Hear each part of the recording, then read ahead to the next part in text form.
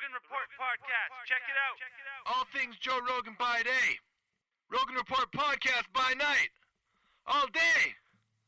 All night. Half hour to an hour-ish episodes once a week. The Rogan Report podcast.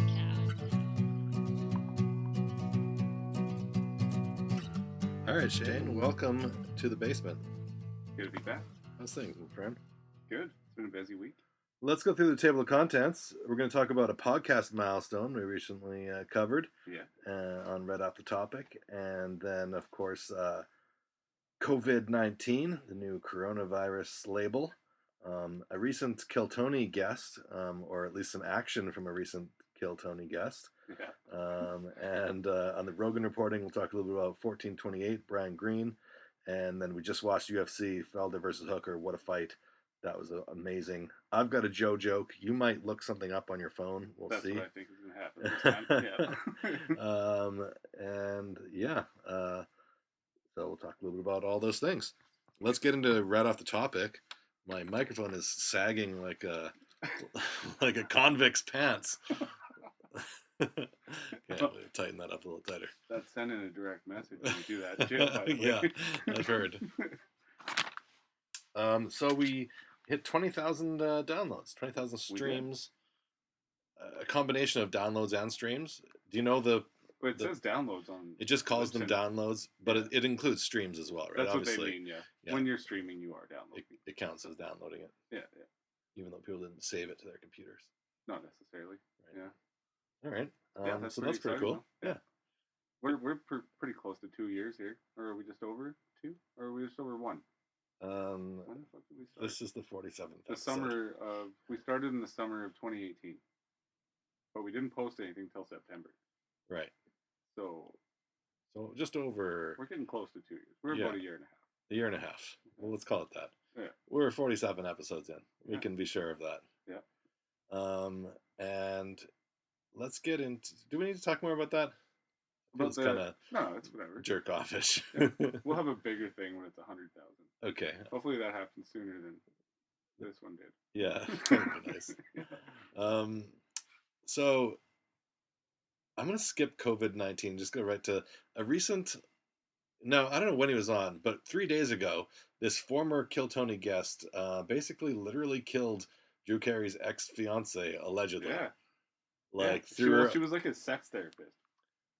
Oh, I knew she was a doctor, but I didn't know she was a sex therapist. Yeah, she's like, I think a bit of the personality too. Okay. I think this was an estranged lover. Sure. Broke into her beautiful house. Her apartment. Well, it was a third level apartment in the hills. Oh, okay. And threw her over the balcony. It looks like a house, like it's an older mansion-style house. Oh, okay. It must have been turned into an apartment. Makes sense. Yeah, tossed to her death. You don't hear that one very often. No. Jesus. You think he was pissed about she said something about his sexual prowess or something? I mean, maybe. Or maybe he's just a fucking spurned lover. Just jealous. You know?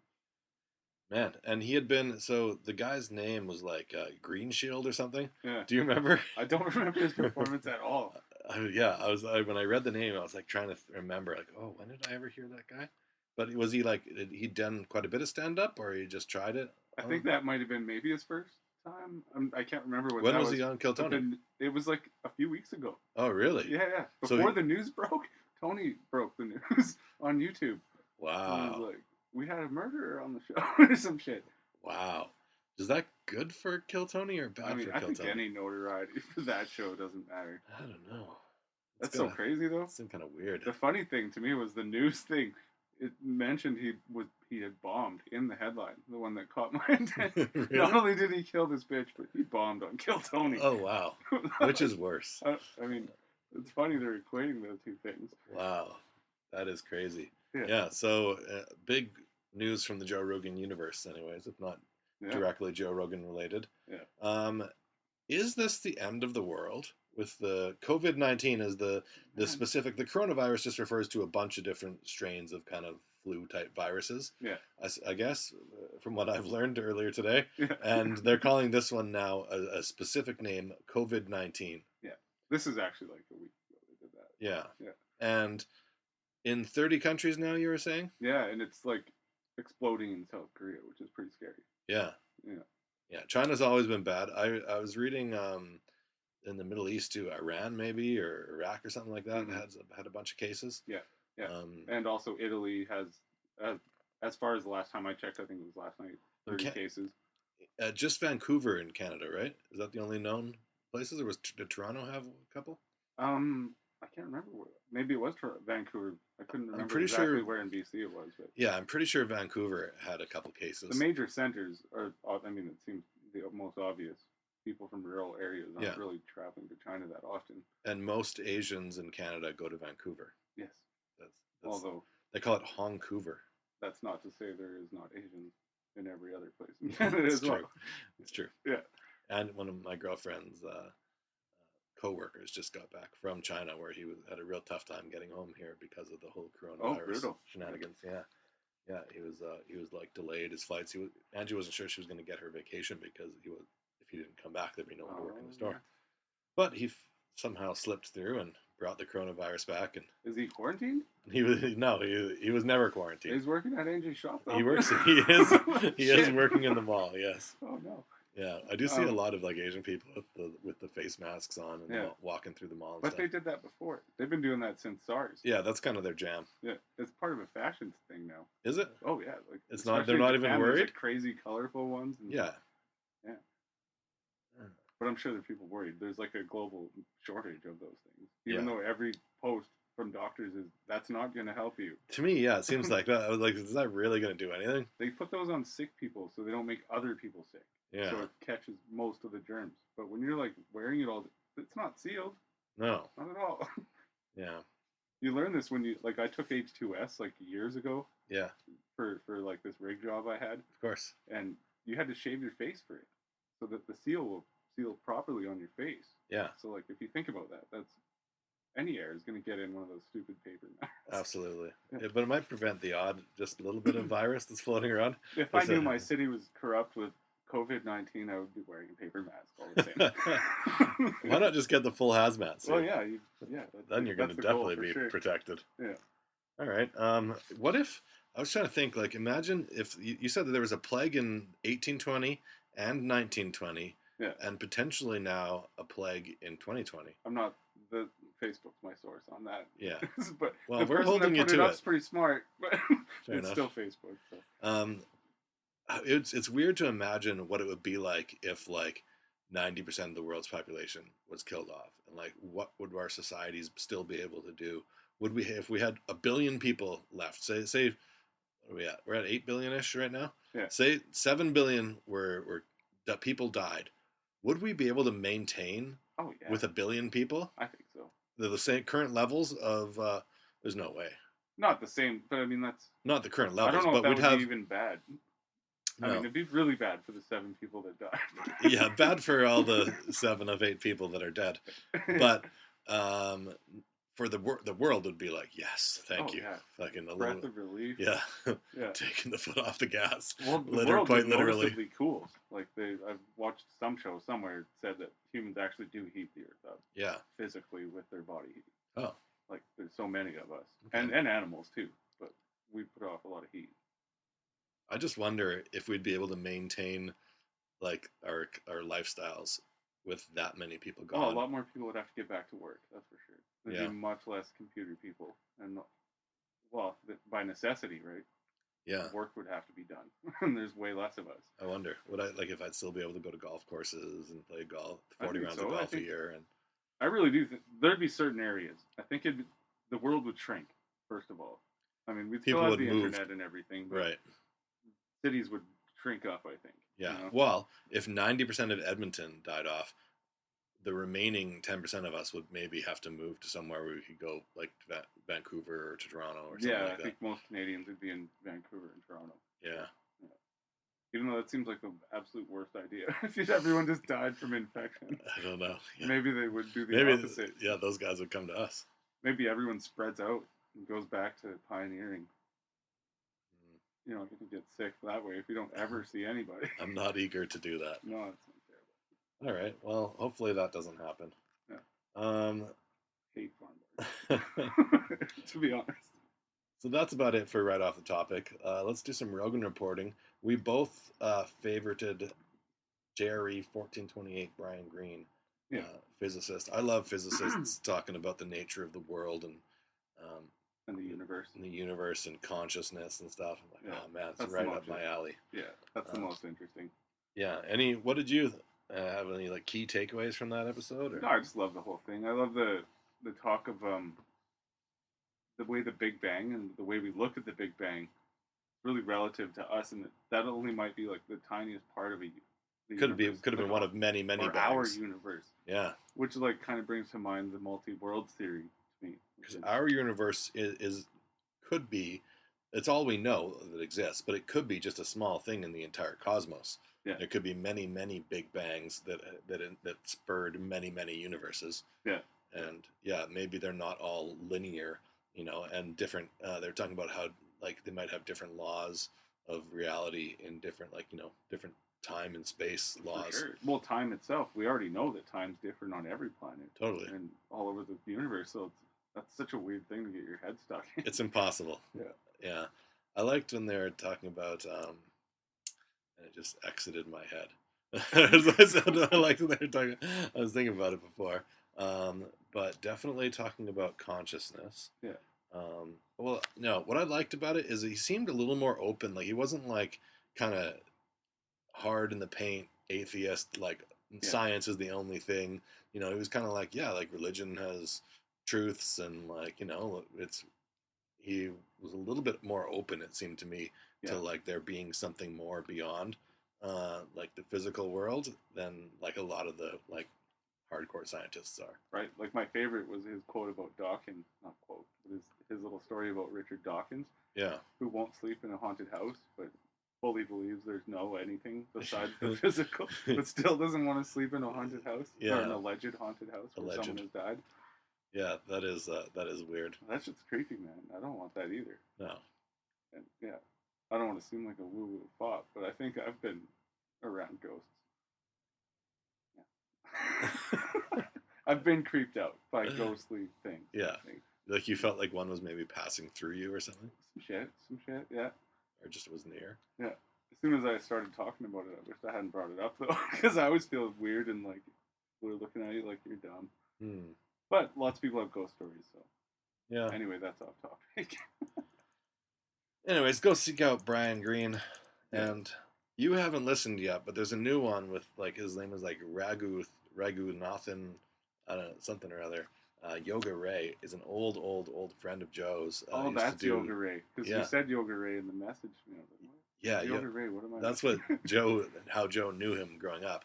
Or not growing up, but he was there. He was like learning jiu-jitsu with Joe, and Joe and Eddie were first doing jiu-jitsu together in LA. Then he went off to go and pursue yoga and kind of left jiu-jitsu and really went deep into yoga and became a monk for like 6 years. And he had been in this like hardcore punk band growing up and was like a musician, but then kind of left all that behind, and he's written a couple books, and he's just a fascinating guy who also kind of walks the border of woo-woo, where he's like a lot closer to the woo-woo than Brian Greene is, obviously. But like not fully into like, talking about quantum. What was that guy, the like spiritualist that was like, it's got about quantum? Oh, he was I know like an Indian guy that Joe makes fun of all the time. Not Ram Dass. No. That's the name that keeps coming in my head. It's someone else. Ram Dass. I know exactly. Yeah, Ram Dass. Didn't he just pass away not that long ago? Did he? Shit. Yeah, he did. I didn't hear. Duncan Trussell was sad about it. That would be sad.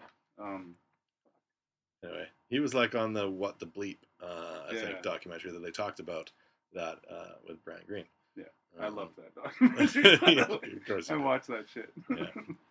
Yeah. So anyways, maybe we'll talk about that more. But he's got the story about a near-death experience that is like late in the podcast. And I wonder with Rogan, a lot of people, I think, listen, kind of just out of one ear and while they're doing other things. I do myself. Mm-hmm. And then I think a lot of people, I wonder if they just don't listen to a lot of episodes or skip episodes, or maybe listen to a half an hour and then they're like, no, this one isn't really for me, and just skip to the next episode. For sure, I think that happens. I would imagine so. Yeah. But then there's stories like this that don't come up. This is one of the last stories in the podcast, a couple hours in, and you totally would miss it if you didn't listen to the whole episode. So go listen to the whole episode with Yoga Ray Raghunathan or whatever it is. I don't have my phone in front of me to see the actual name of the guy, but it was like the most recent. I'll definitely be playing that when I get home. 29, 14:30. I've got to get to work tonight. So. All right on. Yeah. Okay. How about that UFC we just watched? Paul Felder. Pretty fucking tremendous. Oh man, what a great fight! The whole card, man. The whole card was pretty good. There was like I guess there was 2 decisions, maybe 3 decisions, including the prelims, but a lot of finishes, a lot of first round finishes, and then the epic battle at the end between Felder and Hooker. Where do you want to start? Do you want to start with Felder Hooker? Sure. Yeah, let's do that. Okay. I'm gonna dig my phone out so I can remind myself of things that happened. Sure. Yeah, so we'll start at the top. Paul Felder versus Dan Hooker. My instinct was that Felder won the fight. Yeah. And that Hooker kind of edged him out with a late takedown in round 5. To maybe win that round, where that round should have been Felder, I think. It was Felder for most of that round. Although there was a lot of, it seemed like hesitation in that last round. Yeah, he wasn't. Tiredness. It was the most decisive round. Was round 4. Yeah. When Felder put it on Hooker. Yeah. But definitely the first round was all Dan Hooker. Mm-hmm. And then the ones in between, it was like hard to get a real obvious feel for it. But my just instinct about it, and especially like Joe was talking about with the most recent John Jones fight. If you're winning those last 2 rounds, it seems pretty clear if the fight is going to go to its eventuality, you're the guy who's going to walk out of there and leave Dan Hooker in a bloody mess, dead on the floor. Any real fight, if you weather a guy's best punches and then beat the shit out of him and potentially kill him, obviously you won. Hooker seemed, slower. He seemed more tired than Felder. Felder was carrying his power all the way through into that last round, and right to the very end. Late takedown is so telling. Yeah. Yeah, it's like, I know I need to do something here to win this fight. Yeah. I'm going to do this little sneaky move. Didn't really land anything. Like, there was a little bit of a scramble. He did end up getting on top, which obviously Felder didn't want. Yeah. But, really an insignificant part of the fight in my eyes. Yeah. And, then the craziness and the emotion after that, Felder's talking about maybe that's his last fight. Yeah. He's going to go home and talk about it, but he said he misses he's a 4-year-old that misses him so much every time he's gone for 2 months. Is a pretty long time to be away from your kid. Yeah. Well, he's a great commentator, right? He is great. Get his face punched in anymore. Totally. Good looking dude. Like, you can get back on the horse doing that. Yeah. I wonder if he's maybe feeling any other effects from fighting. Mm-hmm. But I hate when they talk about this right after a fight, though. No, I know. It's, well, he brought it up, though. Yeah, he did. He's like, no, that's what I mean. It wasn't when they do this, because you're not thinking clearly. You're concussed. You're for sure. Yeah. But I don't know. I would wonder if going into that, like, maybe he's just also not as motivated because he has the commentating job and, and he has his daughter that he really wants to focus on.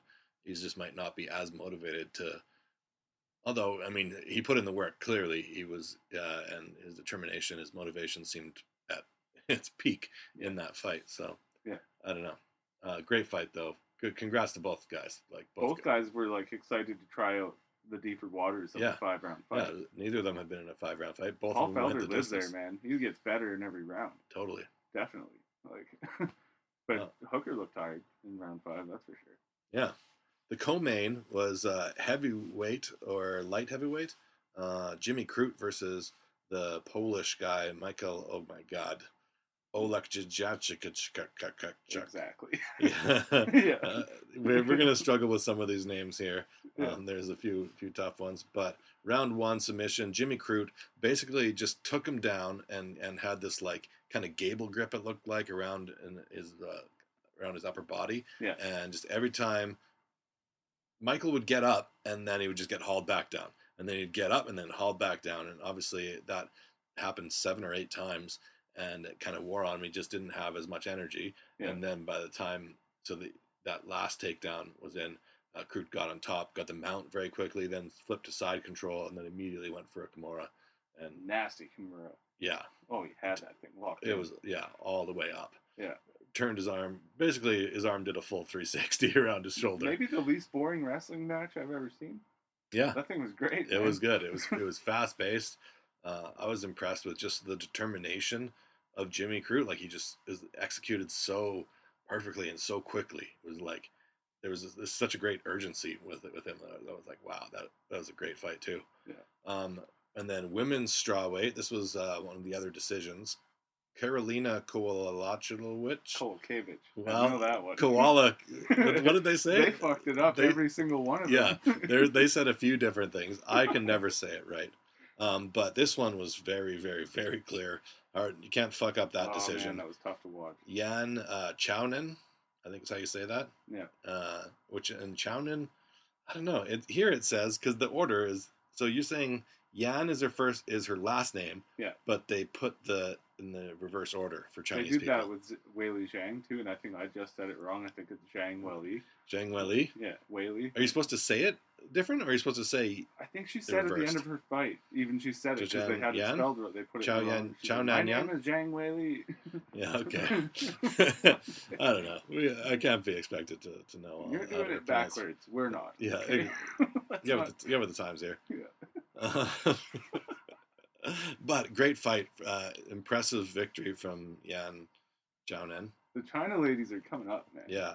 Like, she was like super powerful. Yeah. She looked like she was twice the size of Karolina.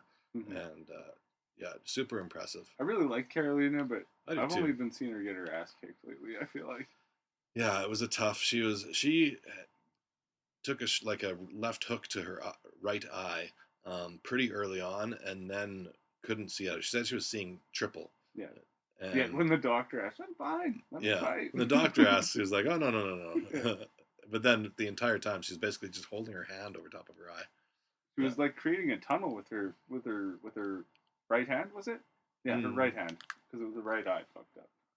Yeah. She kept kind of cupping it or something to help her see better. I don't know if she was covering it completely. Yeah, because to get her, try to get her distance. Yeah. I think maybe. Yeah. I don't know. I'd like to hear. Fucked her up for the whole fight, though. Yeah, it was not good. She could have just called that. I mean, I think. Yeah. I don't know. How much more unnecessary damage did she take because of that? Yeah. You know? Because she got fucked up. She did. She got pretty beat up. Yeah. So then before that was the heavyweights. Ben Sassoli and Marcos Rogério. Oh, that chubby Brazilian, and then also the De Lima. The mullet. Rogério. Ben Sassoli, one of the best mullets in all of fighting. Oh my god! High. It was shaved high on the sides of his head, but then really bushy and really long on the back of his head. I don't know if he could see.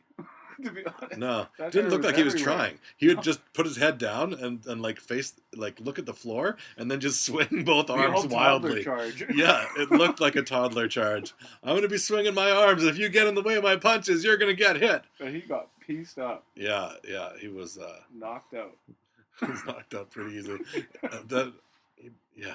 I mean, I guess he's known to be a knockout puncher. That's what they were saying. He thought he was going to just walk through that huge Brazilian. I don't know what he was thinking.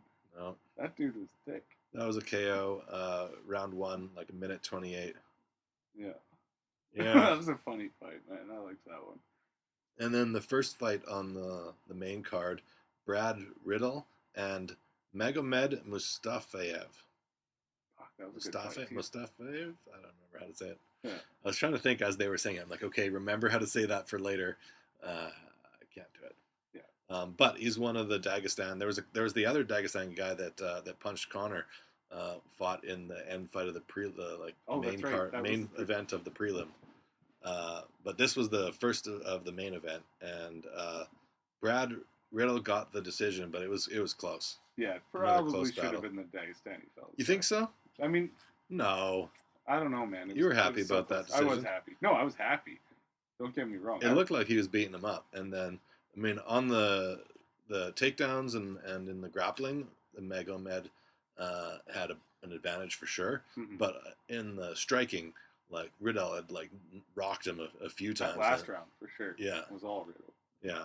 His name Riddle or Riddle? Riddle, I don't know. Yeah, I like him though. I'll be But- watching that guy. Yeah, absolutely, definitely something to look out for. Good Excited night for to New see him. Zealand, man. Yeah, it was. Yeah. Yeah, it was a fun little bout of fights.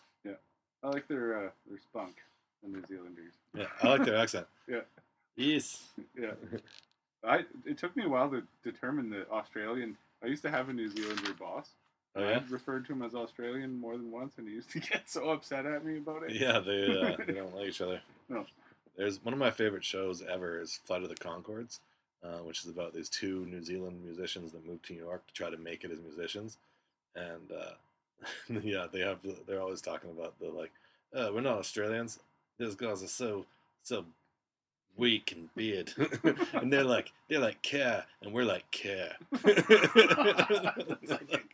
The same thing. Yeah. It's like trying to tell New Brunswick and Newfoundland apart. Yeah, totally. They're the fucking same. All right. Anything else that before we get to the Joe joke? Joe jokes. I guess to I finish should off? pull up a Joe joke here. You could look one up. I wrote any one. news in your life or what? You want to share? I don't know, not really. I mean, you've been killing it with dry fab. Yeah. I did take a break halfway through for Valentine's Day. Went out with my lady and got a little sauced up. Yeah. But it's been I like not drinking. I would prefer Feels if clean. my life was just not drinking, except for the few times when I drink heavily. Yeah. Yeah. That's what I want my life to be. Yeah. But it's so easily just turns into me drinking every night when it's around, and Angie likes drinking all the time too. So I got to be careful to not let that be my main existence. Yeah, totally. Yeah, while we were watching the fights, I wrote a Joe joke, and I'm pretty fucking proud of it, Nice. actually. Nice. So I'll hit you up with mine first. Why did Eddie Bravo give Joe Rogan a black belt? Because Joe's been doing this kind of carnivore diet. He lost a lot of weight. His pants were sagging, and so he needed it. Nice. Keep the pants up. Beautiful. I haven't found one yet, but I think we'll just let yours ride. Okay. And next week, it's on me. I will write one. Right I'm one. going to write one tonight when I get home. Okay. And then it'll simmer.